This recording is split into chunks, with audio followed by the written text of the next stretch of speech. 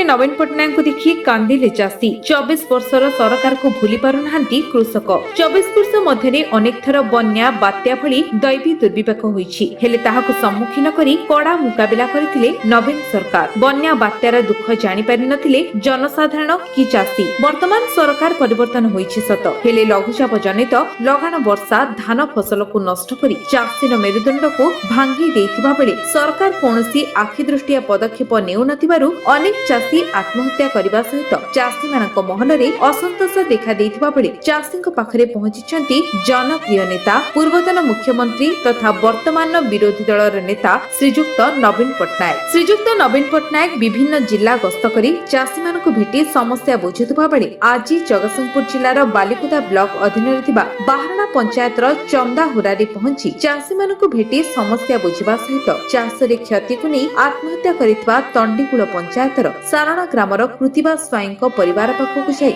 सेमानकु भेटी समस्या बुझिथिले। श्रीजुक्त नवीन पट्टनायक सहित बालिकुदा एरसमा विधायक शारदा प्रसन्न जेना बाहरणा पंचायतर सरपंच मानस रंजन परिड़ा बीजेडी जिला युव सभापति आदित्य नंदन दास बालिकुदा एरसमा निर्वाचन मंडलीर युव सभापति पार्थ सारथी राउत बालिकुदा एरसमार पूर्वतन विधायक रघुनंदन दास जगतसिंहपुर निर्वाचन मंडलीर पूर्वतन विधायक प्रसाद कुमार मुदुली प्रमुखों सहित हजार हजार संख्यारे जनसाधारण मानकु देखिबाकु मिलिथिला। जगतसिंहपुर राकेश कुमार रायक सह नाउगानु वैष्णव राउत को रिपोर्ट विश्व विजय न्यूज ओडिशा।